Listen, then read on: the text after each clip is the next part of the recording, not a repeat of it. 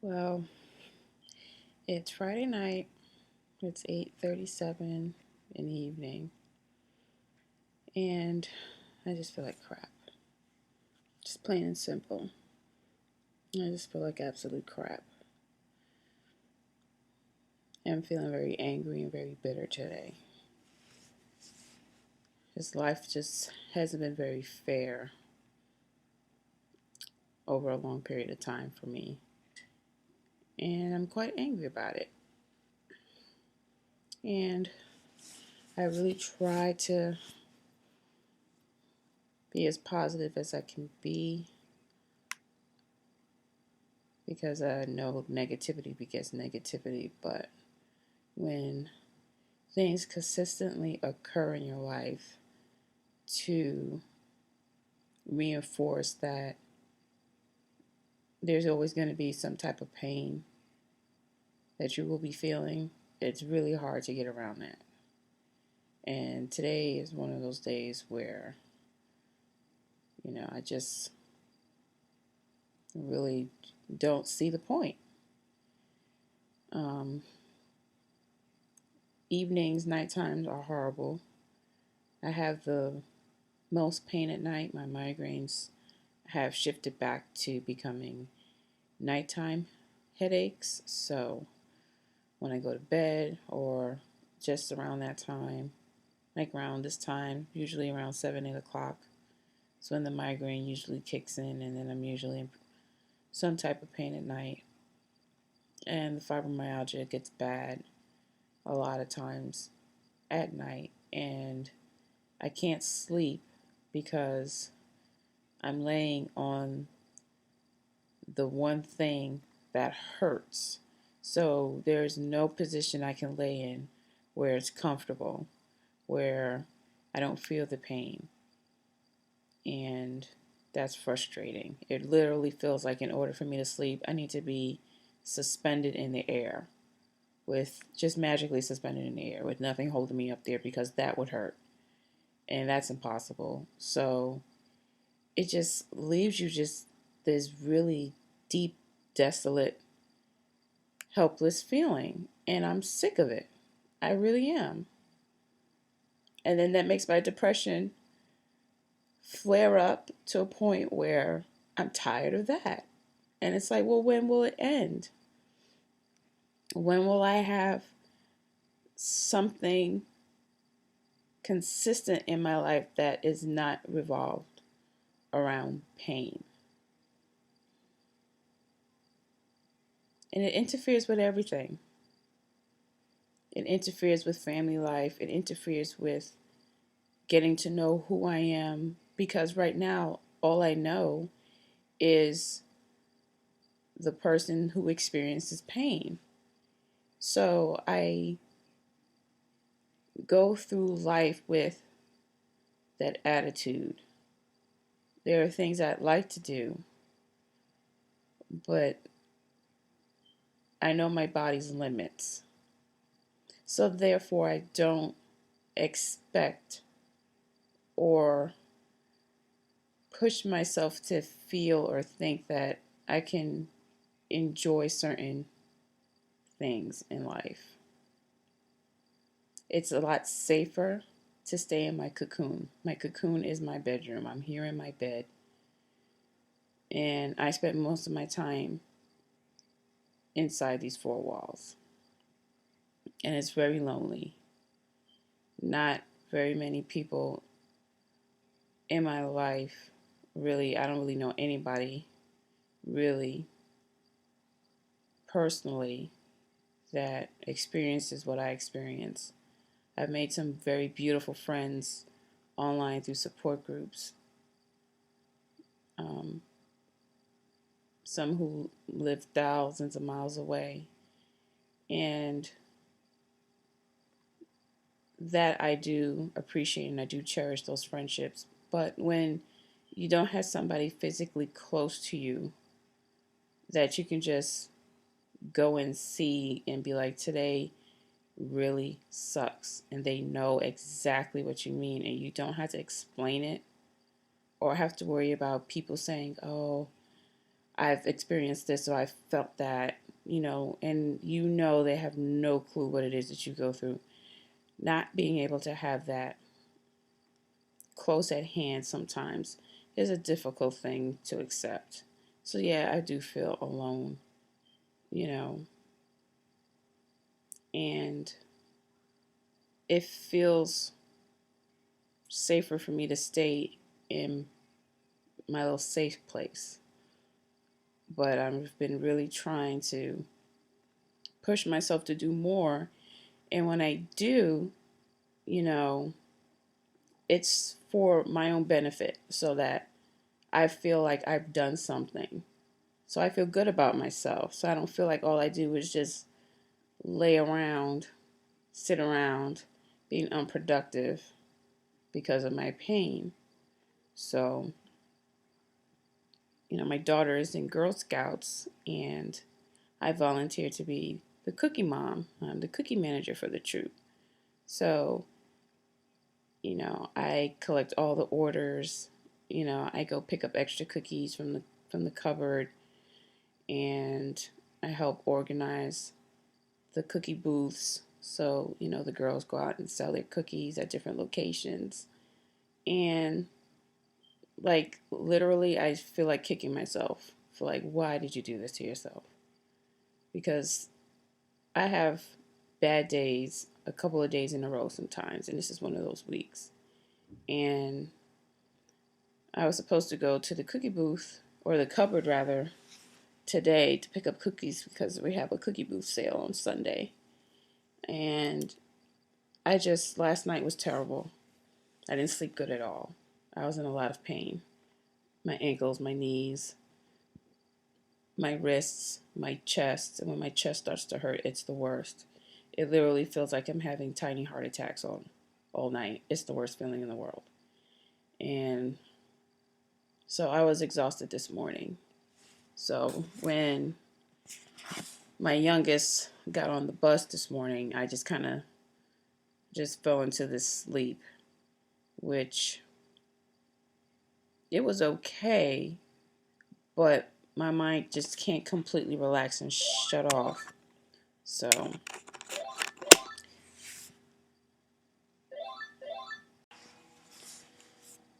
when I was asleep this morning, it wasn't a very deep, relaxing sleep, but I slept for a few hours. And when I got up, I still had a pretty bad headache, and it was actually worse than it was when I got up this morning. And I had plans to go to the cupboard today to pick up extra cookies for those who had given me additional orders, over the week, and to make sure we had enough for our booth sale on Sunday. And it makes me feel bad for not going today. I mean, I can go tomorrow, but the hours are between 9 and noon. It's kind of early. I don't know how I'm going to feel when I get up in the morning because I don't know how my night is going to be tonight. So it's not really, I can't rely on, oh, I can go tomorrow because I really don't know what tomorrow is going to be like until tomorrow comes. So, and then, to push through that and have to go do these things, anyway, on top of how I'm feeling physically, is only a guarantee that the rest of my day is going to be, it's basically going to go downhill from there. And, I'm like, well, why did I do this to myself? And I know why, because it makes me feel like I've accomplished something, like I've done something good, and I'm, helping out my daughter, and being active in something that she's doing, but at the same time, it's like, you know, it's just not easy for me to do the simple things. I have to tailor everything to how I'm feeling on, whatever day it is that I'm participating in something. And it's not easy. And I have two other kids, My daughter's 14, my sons are 12 and 11, and kids are demanding, as they are going to be, because that's just the nature of being a mother, being a parent, and raising children. You have to be there for them. And I can't be there for them 100%, 100% of the time. And it's impossible. That's just not the way my body is built. That's not, what God, you know, had planned for me, So it's a hard and bitter pill to swallow. And it makes me angry. And, these past 3 days, my daughter's been homesick. And, you know, she, needs special attention. But I'm feeling just as horrible, in my own room, while she's feeling horrible in her room. And she would like to eat. She'd like some tea. She'd like this or she'd like that. And it sounds bad to say, but it like pisses me off because I'm laying here feeling crappy. Literally, I just feel shitty. And it makes me mad that, I have to feel this way and my daughter's sick and I can't go downstairs and make her a cup of tea because every time I stand up, it feels like my ankles are going to break. That makes me really freaking angry. And it makes me mad that I have to deal with a sick child when I'm sick and not feeling good.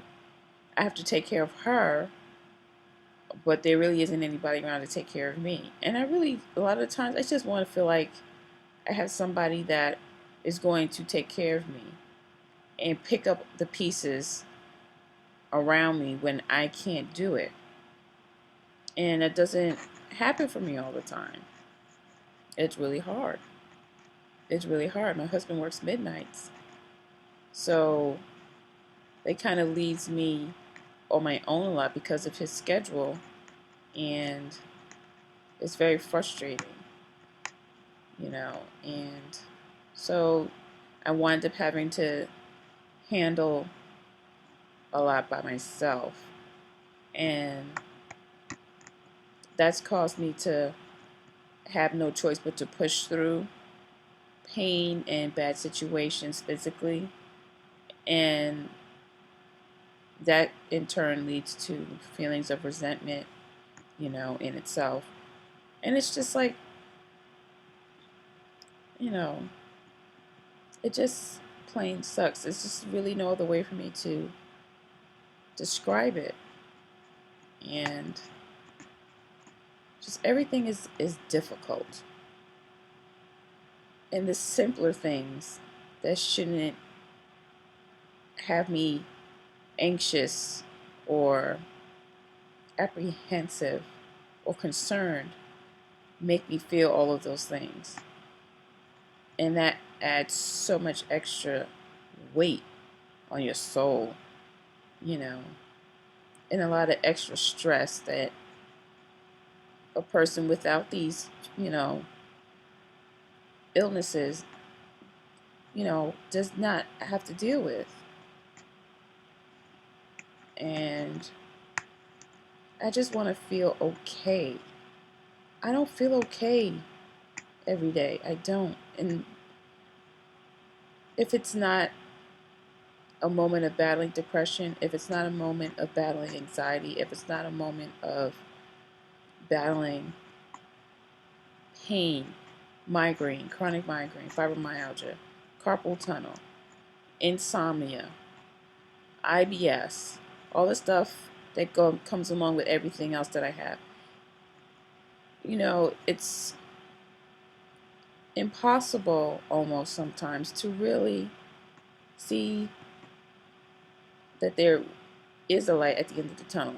There is one, but that tunnel is so dark and extremely long. And it's not a straight one either. My tunnel has so many turns and curves, and misguided direction in it, that that light at the end is always obscured and sometimes hidden. So it gets really difficult to say that, or to see, this is nothing, I can get through this. Because usually the next obstacle that follows, which usually isn't too far behind the previous one, is just as bad, if not worse. And you wind up being left with more questions than answers sometimes. And I'm always sitting in that reality. That's my reality. And I don't expect anybody to understand that or to get it or to really care. Um, because you really cannot fathom or comprehend or believe how difficult this truly is. It's really hard. So that's where I am today. And honestly, I'm here multiple days a week. So sometimes it's easier to get through. Other times it isn't. Sometimes I'm just in tears. I was earlier today. But I had to kind of stop that because I didn't want my headache to get worse, and crying always gives me the worst migraines. And then there are times where I'm just extremely pissed off and I want to hit something, I want to hurt something, I want to break something. You know, I want to scream, I want to curse something out. And I'm sitting in anger right now. I have to allow myself to feel that, because keeping that in, you know, it manifests into ugly things. So I'm dispelling that anger through this video diary, I guess you could say. So it's just been a lot that's been going on. And I'm trying my best to cope with what my life is. In this moment, I guess you could say I'm doing okay. I don't feel okay. But I feel a little better saying what I had to say. So I've kind of gotten some of that anger off my chest.